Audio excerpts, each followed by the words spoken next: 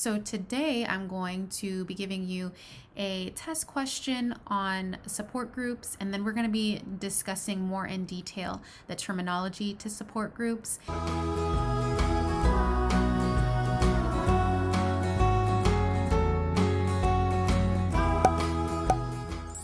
Hello and welcome back to my channel, Mental Health with Melissa. I'm Melissa. I'm a licensed clinical therapist, a social worker, a clinical supervisor, and a PhD psychology research student. Please don't forget to hit the like and subscribe button for more content like this if you're new here. I post videos every single Wednesday and Sunday, and subscribing to my channel really helps me get mental health information out there to our communities of color and also to those that are interested in the mental health and behavioral health fields.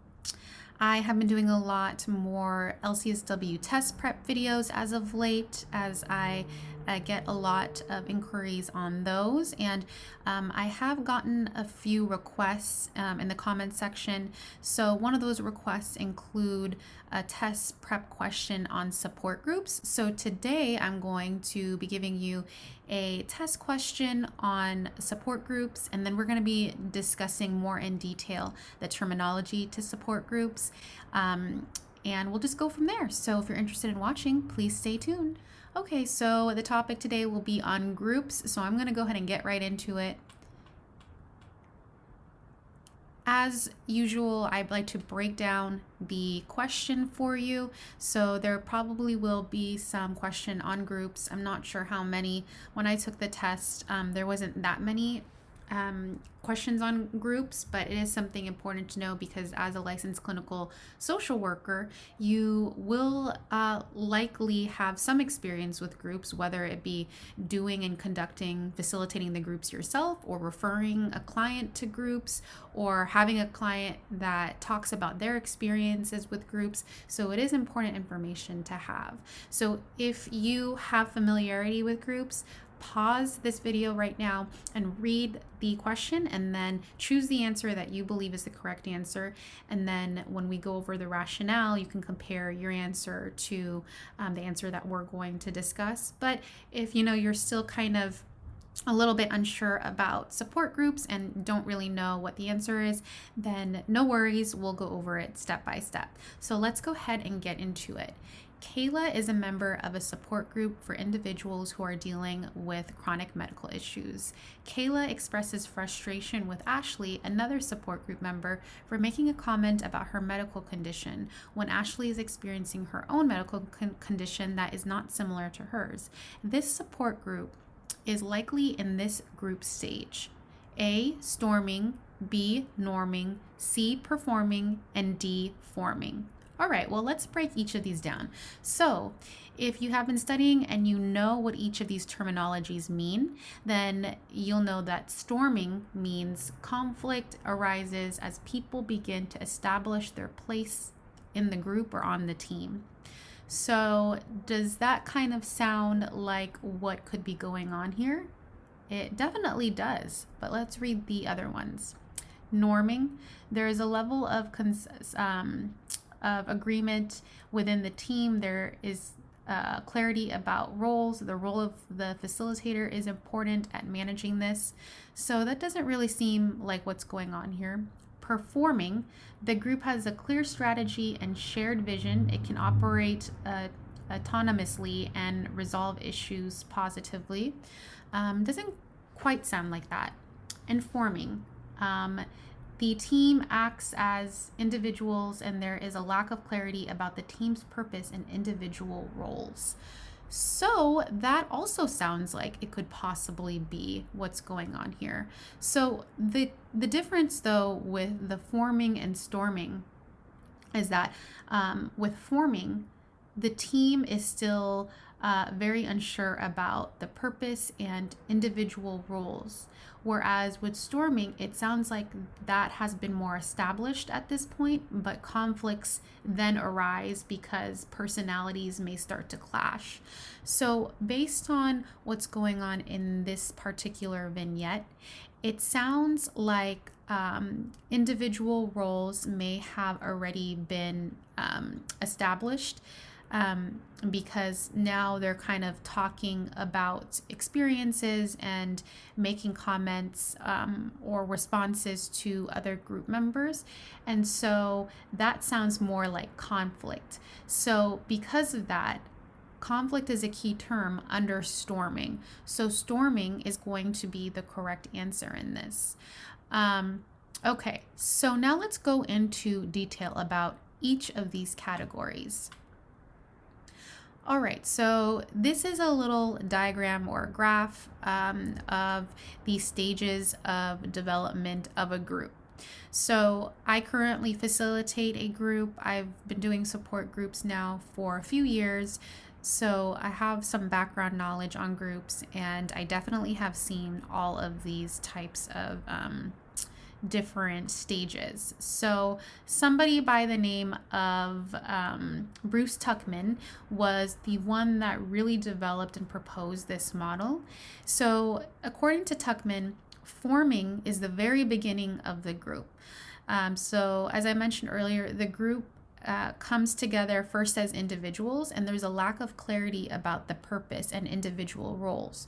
So at this point, people are still testing the waters. There isn't too much conflict here because people, when you first meet somebody, you're getting to know people. You're not sure like what the boundaries are and things of that nature. So people are pretty quiet in the beginning of group, like the first week or first few weeks.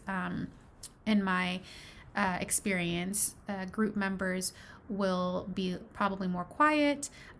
There are, of course, those members of the group that may be more boisterous or may also take over the group a little bit as well. And those group members are definitely excellent ways of kind of making the group go in a different way when the facilitator really is trying to keep them on topic.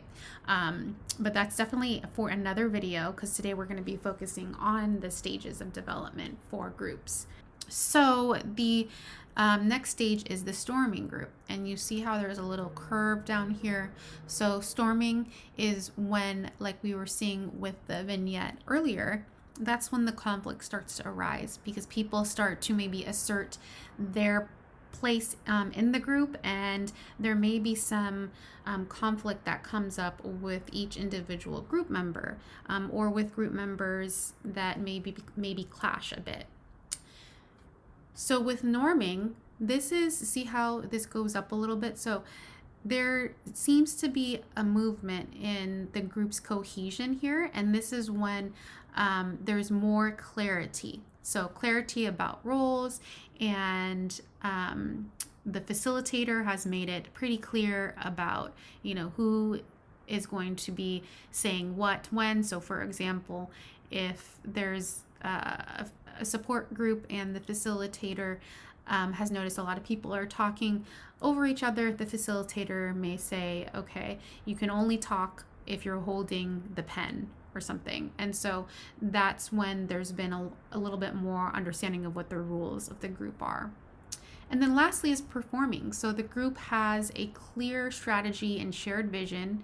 And so at this point, conflict has hopefully dissipated and people are very aware of what their roles are in the group. And again, the rules of the group have been clearly defined and established. And the best looking group at this point is a group that really is respectful, that all members of the group are able to communicate their needs and share and be respectful of other people's needs and respectful of what other people have to say, and just continues to thrive and improve in communication and whatever the topic of the support group is.